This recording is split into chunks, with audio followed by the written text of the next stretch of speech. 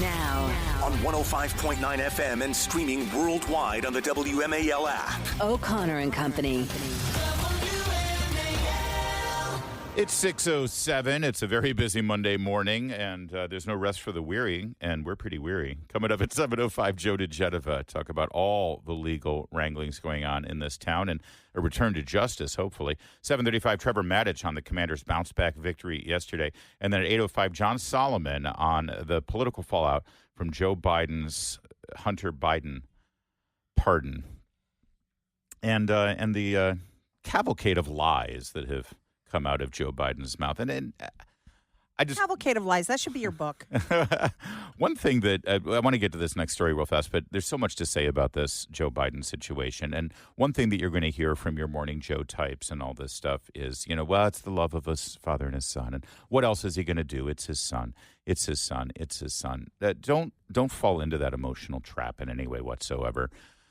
Joe Biden's a bad man. He has always been a bad man. I feel like a broken record sometimes saying this over and over and over again because the history on Joe Biden was sort of beginning to be rewritten once again after his magnanimous move to step down from the ticket and allow Kamala Harris to run and win, and then his magnanimous move to welcome Donald Trump into the White House after the victory. No, all the things that Joe Biden said about Donald Trump, all the things that he said about you, and set it aside for a moment and not even be, personally offended by what Joe Biden thinks of you and your politics. And it's nothing new. Trust me, this isn't Trump. He opposed Ronald Reagan. He was the loudest mouth against Ronald Reagan's strategy to defeat the Soviets in the Cold War. As Robert Gates said, Joe Biden's been not only wrong about every foreign policy issue, but Joe Biden has been a loudmouth blowhard as he's been wrong this entire time.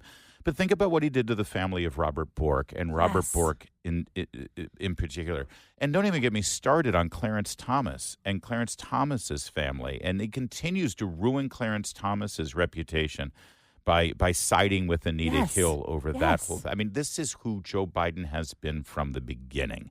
And don't slip into this sentimentalism of, well, he's an 82-year-old man and it's his son, it's his little boy. His little boy is in his 50s. Right. His little boy, and if there's anything wrong with Hunter Biden, it's Joe Biden's fault for being such a horrible father and utilizing his son for his own corrupt purposes. For goodness sake, don't forget what Joe Biden tried to do to the Trump family. Yes. Don't forget what he tried to do to the Trump family. And almost succeeded. It wasn't just Trump. It was his whole family. And all of the guarantees that he wouldn't, you have my word as a Biden. I won't pardon him. Well, there's your word as a Biden. He's been pardoned. Now, all of those things are the reason why I thought Joe Biden shouldn't be president and certainly shouldn't be reelected as president. But George Clooney, the very powerful and influential Hollywood mogul, everyone just says he's an actor. He's not. George Clooney is an executive producer. He is a brand ambassador. Those Nespresso coffee machines that you see at the mall? That's George Clooney. George Clooney is a multi-millionaire mogul. He also does a lot of advertisements in Japan and in Europe that don't air here. So a lot of people don't know that he does a lot of that brand ambassador. And he wrote this essay July 10th, 2024. It was 2 weeks almost after the debate. And he said, Joe Biden's got to go. And it was right after he had appeared on stage with Biden at a big fundraiser. Right. When many of us saw Joe Biden's behavior at that fundraiser, and we said, he's addled. This is the one where Obama had to sort of tap him on the shoulder to get him to leave the stage. Right. And we were called liars. We were guilty of deep fakes or cheap fakes or... It's all and then of course the debate happened. We'd be able to wipe out his debt. We'd be able to help make sure that all those things we need to do, child care, elder care, making sure that we continue to strengthen our health care system, making sure that we're able to make every single solitary person eligible for what I've been able to do with the with the COVID. Dealing with everything we have to do with. Look. If we finally beat Medicare. Thank you, President Biden. Yeah, thanks, President Biden. Oh, dear. Yeah. Gosh. The debate happened, and then everyone was screaming about how he's going to get demolished by Donald Trump when he would have George Clooney wrote the op-ed in the New York Times that says, I love Joe Biden, but we need a new nominee. And, well, of course, we know what happened next. And many people point to that as sort of the tipping point. George Clooney really did move these things along and get these going. Well, how delicious is this? Coup update. This is from Radar Online. George Clooney it's alleged is fuming that he was seduced by Barack Obama. Okay, juicy. Wait, not that kind of seduction. Oh, okay. But I know sorry. there are a lot of rumors to that effect. You never know. I mean, he is an actor. Seduced by Barack Obama into putting the boot into Joe Biden before being blamed for Trump win. Yeah, George Clooney, activist actor George Clooney is outraged after being manipulated by former President Barack Obama into lobbying for Kamala Harris to take faltering Joe Biden's place in the 2024 election and then getting thrown under the bus by his one-time buddy when she lost, according to Radar Online. George is furious with Obama for disappearing after the election disaster and leaving him holding the bag for pushing the plan with his Hollywood pals. Clooney, 63. I hope I look that good when I'm 63. Will you tell me? He doesn't look that good anymore. Okay. You seen him recently? All right, never mind. All right, go on. We are not going to win in November with this president, he declared. Biden, 82, heeded that advice 11 days later. Trump should not forget to thank Hollywood celebrities, especially George Clooney, said one person on the X platform after the election. Apparently now Obama is just sort of like, I don't know what George was thinking. I had no idea. Who knew that was going to happen? Everybody knew at the time. In fact, it was an open rumor that Barack Obama gave the okay for that. You know, Barack Obama is behind all of this stuff. And this article says a political mole told RadarOnline.com it was Obama who urged Clooney to call for Biden, his own vice president, to end his sputtering campaign, fearing the fallout if he did it himself. Meaning, Obama said, "Hey, George, I can't do this." We've all experienced that, right? Listen, you go ahead. I remember during just really quickly. I remember during the school closures during COVID, all these parents would reach out to me and say, "Hey, could you put this on Twitter, or could you complain about this?" Because they were, and of course, I'm like, "Sure." Yeah. I can't because I still want to have friends in this town. But all hope is lost for you, Julie. Nobody invites you to the potlucks already. Everyone already hates you, exactly. Julie. Yeah. George feels duped and vows he's not going to be anyone's political water boy anymore. Okay, George. Sure. George feels he stepped up and took a bullet for the team, and now everyone's complaining about the bloodbath. Lots of celebrities like Beyonce were on the campaign trail pumping up Kamala, but George became the face of the Hollywood liberals by directly calling for Biden to end his campaign and throwing the whole process into chaos. He thinks Obama should come forward and say George did the right thing, and it isn't his fault that it didn't work out. I just love how George, it's all like George did the right thing. Yeah. You know what? You all knew that he was sick and cognitively in decline for years, and you stayed quiet. Hold on. What do you mean sick and cognitively? Hold on. At the moment this happened, I was told that he was at the top of his game. He was sharp as a tack. This running circles around the White House staff. According to Joe Scarborough, this was the best Joe Biden that ever existed. And by the way, I've been all over the world with you. I've been in and out of battles anyway.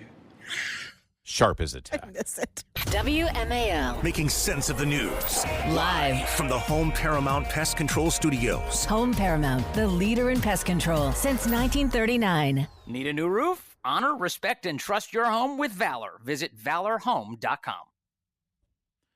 We mentioned this about a month and a half ago, when Rudy Giuliani had to hand over, I guess, his collection of watches that he's had to these two Georgia women who won a $148 million defamation verdict against him.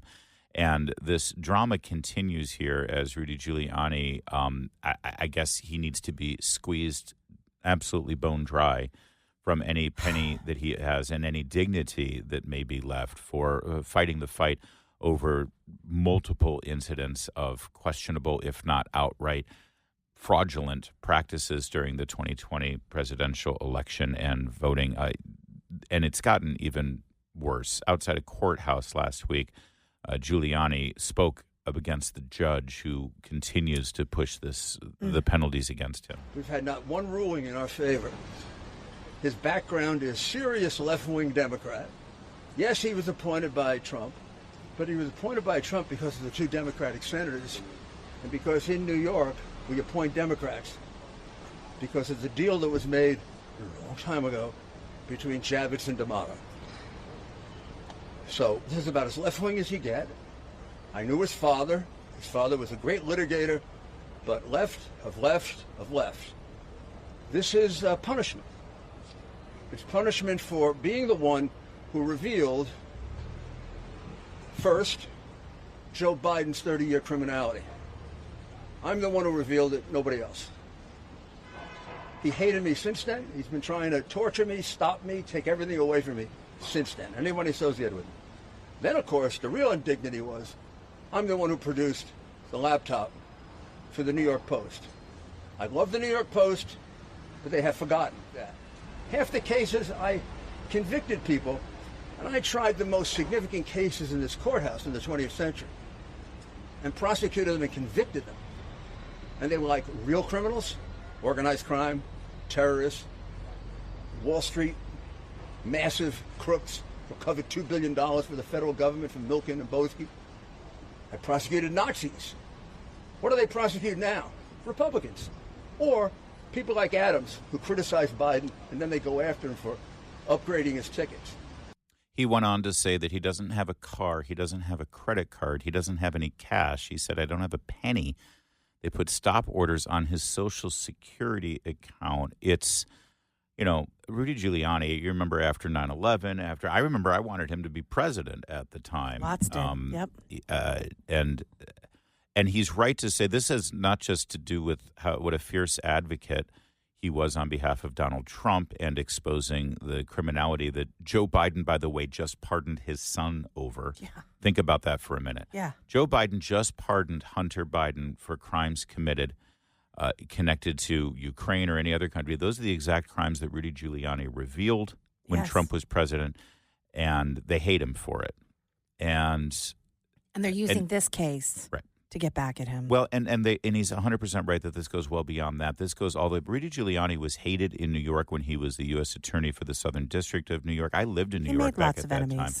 He and Al D'Amato, who was the senator at the time, went after the mob in New York. He became the mayor of New York. They hated him when he was mayor because he enforced the law, and he was successful, and they hated him for being successful as a tough-on-crime Republican. And it's all coming back now, and it's all being manifest through this defamation suit. And I mean, it's what more can they do to this guy? And we'll ask Joe DeGeneres, but I don't think there's any pardon involved here that the president can do because these are not federal crimes, and it's also a civil case. Yeah, it's a civil defamation case. But here's the thing about defamation: it's remarkable. Carter Page, a U.S. Naval Academy graduate, a retired member of the United States Navy. As far as I'm concerned, the only criminal allegations against Carter Page that may be factual is that he may have, ran a red light once or twice in his life. He's never been caught up in any criminal behavior. But Carter Page's name was dragged through the mud as a spy for the Russian government. They opened up a FISA warrant on him. They still say They continue. Where's his defamation suit? Where's his payday against Hillary Clinton and the DNC for concocting the Steele dossier that slimed Carter Page and dragged his name through the mud? Oh, no. But see, when the left does it to you, they make sure that they've got a fig leaf of legality around what they do. And they make sure, because they wrote the laws to protect their behaviors. I think it's really interesting. Xi Van Fleet tweeted about this situation. She escaped communist China, and she has written a book and has been really an incredible witness to what Marxists do. And she said this is what communists do to their political opponents. Soviet and CCP call it proletarian dictatorship. And this is what we're saying. I have no cash. Sorry. I have no cash. It's all tied up. So right now, if I wanted to call a taxi cab, I can't do it. I don't have a credit card. I don't have a checking account. I have no place I can go take cash out except a little bit that I saved, and it's getting down to almost nothing. I have a business. I can do business expenses, but I'm very careful about that because God forbid I should make a mistake between a personal and a business expense, unlike Hunter Biden, I go to jail right away. By the way, if you're wondering what was the root of all of this, we mentioned it when it all first came down, and he was found liable of defamation against 2 women in Georgia because he had said that they mishandled ballots. That has now become this $148 million judgment against him to ruin his life, basically. By the way, you know who else has been found guilty of defamation? Al Sharpton on the Tawana Brawley case, where he falsely accused a public official in New York back in the 80s of kidnapping and rape of a black girl. The entire thing was a lie. Al Sharpton concocted the thing along with Tawana Brawley, it appears, at the time, or at least he echoed it. Tawana Brawley concocted it, and Al Sharpton echoed it and amplified it. He was found guilty of defamation, too, and he's a member in good standing of the Democrat leadership and a television news host and journalist, elder statesman on MSNBC. There really does seem to be 2 different standards in this world. 624. Now, On 105.9 FM and streaming worldwide on the WMAL app. O'Connor and Company. 6:37, very busy Monday morning, second day of December. Happy December, everybody, and enjoy listening to Christmas music in the background while you've got O'Connor and Company on, as you always do, to start your day the right way. Coming up at 7:05, Joe DeGeneres will be here. 7:35 brings us Trevor Maddich. Talk about the Commanders game. And then at 8:05, John Solomon, just the news on the Hunter Biden pardon. Larry O'Connor with Julie Gunlock. Good morning, Julie. Good morning, Julie Gunlock. You just noted while we were prepping here for this segment that Hunter Biden joined the board of Burisma. Is this right? In 2014. Yes. And this pardon begins January 1st, 2014. That's right. And I thought this was about the gun charge Thought so. that he got It's convicted not. of. Nope, it's not. Each and every crime that he may have committed or did commit from January 1st, 2014 through yesterday, Yeah. which includes 3 years and 11 months of the Joe Biden presidency. I think that deserves some examination, doesn't it? Yeah. By the I'm incoming looking forward to Attorney Obama General. coming out and talking about this. I'm looking forward to Merrick Garland. And again, Yeah. this is a part of why we're going to talk to Joe DeGeneres coming up at 7:05, because in this letter, everyone's like, well, it's his son and it's the love of his son and his son's been through enough and the family's been through enough. No. None of that malarkey, if I can use Biden's word, is in this pardon or in the memorandum that accompanied the pardon. No, actually, what's in the pardon is Joe Biden saying that this was a capricious prosecution, it was a political prosecution, that it was arbitrary, it was targeted to I'm sorry, Merrick Garland is the Attorney General of the United States, and the President of the United States just said that the Attorney General was using the Justice Department as a political weapon against his son. Shouldn't Merrick Garland respond to that? Shouldn't Merrick Garland resign Yes. as Attorney Yes. General, considering he serves at the pleasure of the President? The President just signaled that he had lost confidence in. And isn't this an attack on the justice Shouldn't Biden system in fire this him? country? Shouldn't Biden? Thank you. There's another thing that you need to take away from this entire escapade, and that is that you've been lied to. You've been lied to. You know that you've been lied to. We've told you you've been lied to. You come here for the truth. You come here to make sense of all the lies that you're told in the propaganda press and from those that they work in tandem with in the institutional government here in Washington, D.C. I can't just say Democrats because, sadly, there are Republicans who have been part of this as well. You've known from the get-go that Hunter Biden was dealing with criminal activity with that board position in Burisma, even though Joe Biden said, oh, there's nothing to it. His business partner said it.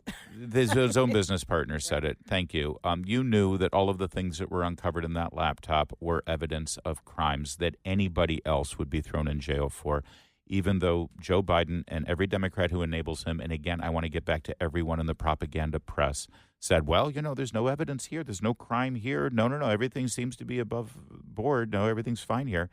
That's how they lied their way into the White House to get rid of Trump in the first place. That's how they engineered the impeachment proceedings. Right. Because That's right. Donald Trump was actually trying to get to the bottom of the very crimes that Joe Biden just pardoned his son over. We've been lied to this entire and here's the perfect example of it. Tom Elliott at Grabian has put together a great montage here. Here's just a taste of flavor. And this is, I want to be clear, when you hear this, you're going to hear multiple voices in the propaganda media. Many of these voices you will recognize. Whenever anybody on the panel says, well, Joe Biden's going to pardon Hunter, you'll hear immediate pushback, right? If anytime a Republican or an elected official or Donald Trump says, well, Joe Biden's probably going to pardon Hunter Biden, you'll hear immediate fact checks, on-the-spot pushback. This is how they operate. Listen. Presidential promise to put the law before family. I said I abide by the jury decision. I will do that, and I will not pardon him. Letting the world know that he will not wipe away the decision of 12 of his son's peers. Was asked directly, and he has said he wouldn't pardon his son if he gets convicted. Let's wait and see what happens if he loses. Yeah, but he said it. He's going to get pardoned by his dad. There's no question about that. The president has ruled out pardoning his son. Major commitment from the president, accepting the outcome of the trial and also pledging not to pardon his son. So the challenge for him is really to continue to live up to his values when it was really personal, and he did that today. It seems like a pretty normal, straightforward answer, but it takes new weight when we see what Trump is saying about the outcome of his trial, what we're hearing from other Republicans who say they don't accept the jury's verdict here in New York. The contrast is profound. To sit there and say, well, I'm not going to intervene in the legal process, and I wouldn't pardon my son. One side, Democrats and Joe Biden protecting the justice system. And on the other, Republicans and Trump protecting Trump. Yeah, this goes on for literally 10 minutes. Yeah. And it's a great snapshot into how the propaganda media operates in this town. Yes. And there's not one thoughtful moment where they say, well, he's just saying that for politics, but after the election he's going to pardon his son. Of course he's going to pardon his son. The DC corporate media is 100% an adjunct of the Democrat Party. They don't do journalism. No, they don't do propaganda. investigations. They 100% read off the talking points provided to them from the Democrat Party. Oh, at this point, I don't even know if they're provided to them, to be honest with you. I think that they're because they know how to do it already. Yeah. I mean, that's it's further validation is what it is, and further validation into what you've known instinctively this whole time, that they've been lying to you across the board. The pardon is just one example of it, and it's further validation, frankly, as to why you come here every morning instead. That's right. I don't think people. I'm not sure people have a full understanding of how important it is that we have a free and fair press in this country. And this is why people on the right, like you and me, are so happy about what's happened at Twitter and how Elon Musk has really been the savior of free thought, of free speech. It is so critical because it is the only thing that is competing against this corporate media behemoth that's been controlling the message. It's 6:43. Join us for the 2024 Fisher House Radiothon Grand Finale, Friday, December 6th, from 3 to 6, live from Fair Oaks Mall on WMAL. Yeah, that's right. In fact, the Fisher House Radiothon begins Thursday morning. Can't wait to be a part of that, and it's always edifying radio. And, of course, we'll be informing you of everything that's going out of the world as we do the Radiothon, too. And when I say the world, I mean literally the world. Our next story comes out of the United Kingdom, but it is connected back here to American politics. Ellen DeGeneres, you'll remember, fled the United States after the election of Donald Trump. And you got to hand it to her. Yeah, at least she did it. That's right. They always threaten to do it. Although she went to, again, I always love the fact hilarious. They don't go to Guadalajara. They don't go to Haiti. Right, no. They don't go to Mexico. They go to Downton Abbey. That's right. Out in the Cotswolds, thank you very much, where all of the rich hoity-toities live in the United Kingdom. So she moves to the Cotswolds. I guess she's like a neighbor of Jeremy Clarkson's and Roger Daltrey now. That's pretty fun. They're not inviting him over for dinner. Maybe she'll show up on the next episode of Clarkson's Farm. Oh, let's hope not. I don't want him with a pitchfork mixing with the riffraff. Well, actually, we have some insight into what the next season of Clarkson's Farm is going to be about, because this affects Ellen DeGeneres and everyone living in the Cotswolds. Apparently, there is major, major flooding going on in that area, which is a major problem for the farmers there. This is the sort of the breadbasket of England there in terms of where most of their farming comes from. And it has affected Ellen DeGeneres' 43-acre property. It's been overtaken by floodwater, according to TMZ, and that includes her new mansion. which is on that property there. You gotta love it. Did you say it's biblical? Or are you saying that she brought the bad weather hand of with God? her? Yes, in some way. I love how this is how it's described in the Post. Ellen DeGeneres and Portia de Rossi's English farmhouse. Oh, is it a farmhouse? Yeah, I'm sure it's a real working farmhouse. It's a little cottage. Give me a break. Flooded following torrential rain, a bombshell new report claims. The couple recently purchased a multi-million-pound property in the Cotswolds about 2 hours outside of London and are allegedly attempting to settle there permanently following Donald Trump's election win. But the 43-acre grounds are now underwater. After the River Thames broke its banks in the wake of a storm burst earlier this week. I just love that they're sort of cosplaying this sort of English gentrified landowning. Let's just retire to the English countryside. Just, they got their wellies and their wax jacket, barn jackets. And their Range Rover that someone else drives. Ellen puts a scarf over her head to try to look like the queen and walks along her land. I mean, these people are ridiculous. Yeah. And I'm sure they have a nice sort of land manager who manages all the farms. Well, they're managing a lot of drainage issues right now, whoever it is. So I guess there you go. I mean, poor Ellen DeGeneres, I guess it's sad. Not at poor all. Clarkson. Not in any way whatsoever. I got a question for you. Do you think she really left because Trump won? Or do you think she left because there's a new DOJ coming in and her name is all over the P. Diddy stuff? Yeah, I think there's a lot of speculation about that. People worrying. She has a really strange history. I mean, obviously with her show sort of caving in and there being allegations about sexual impropriety among her staff, and I think there's some questions. We'll see. She's in England now, and maybe she'll get a pardon too. I mean, Joe's got 1 month left to make money, and he can sell those pardons. Nothing's stopping him, right? I mean, what are they going to do? Impeach him? It's 6:52.